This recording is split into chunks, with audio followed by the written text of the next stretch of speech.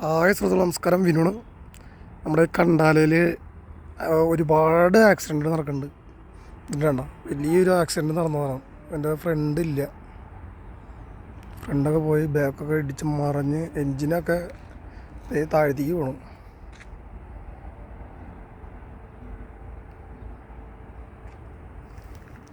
ഇതൊരു 12 wheel lorry ഉണ്ടോ, രജിസ്ട്രേഷനൊന്നും കാണാനില്ല.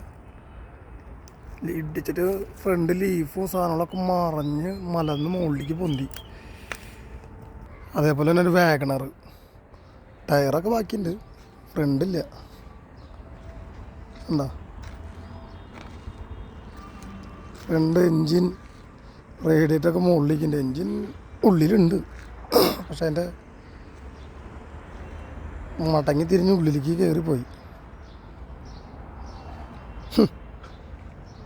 വണ്ടി ഇടിച്ച് പൊളിച്ച് പരിപ്പാക്കിയിട്ടൊക്കെ ഫ്രണ്ടൊക്കെ. ഒരുപാട് വണ്ടികളുണ്ട് കേട്ടോ അവിടെ.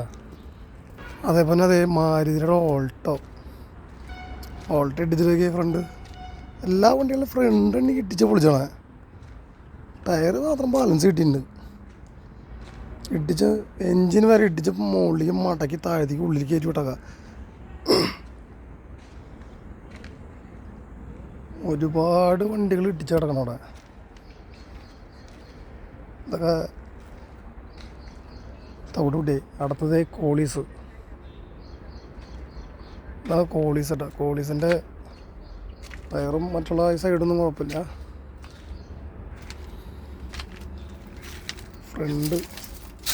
ഫ്രണ്ട് ആ സൈഡ് ഇടിച്ചണ.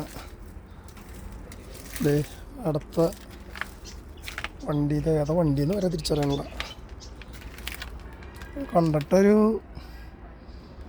ടവാര പോലത്തെ ഒരു വണ്ടിയായിട്ട് തോന്നണം. ടവാര ഇത് സൂപ്പർ എ സി, മറ്റേ ഏസ് സൂപ്പർ ഏസിൻ്റെ വണ്ടി കിടക്കണം കണ്ട. ടാറ്റ ഏസ്. അടുത്തത് മാരുതിയുടെ വണ്ടി സ്വിഫ്റ്റ്.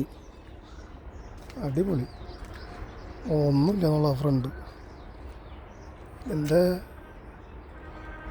എല്ലാത്തിനും ഫ്രണ്ടും മോൾ ഭാഗം ഇടിച്ചും പൊളിച്ചണം.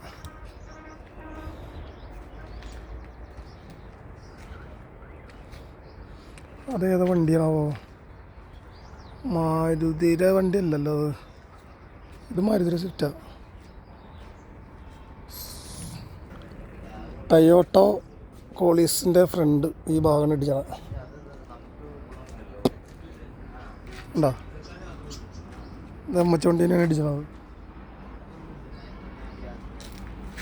ഒരുപാട് വണ്ടികൾ ഇടിച്ച് കിടക്കുന്നുണ്ട്.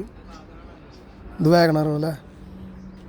ഇത് വാഗണറിൻ്റെ കൂടിയ മോഡൽ ടൈപ്പ് വണ്ടികളാണ്. എന്തോ വണ്ടികൾ ഇടിച്ച് കിടക്കണമെന്നറിയാം. ഒരുപാട് വണ്ടികൾ കണ്ടാലയിൽ ഇടിച്ച വണ്ടികളാണ്. Khandala Mumbai express highway, Pune Mumbai express ഹൈവേയിൽ ഇടിച്ച വണ്ടിയാണ് ഒരുപാട് വണ്ടികൾ. ഓക്കെ.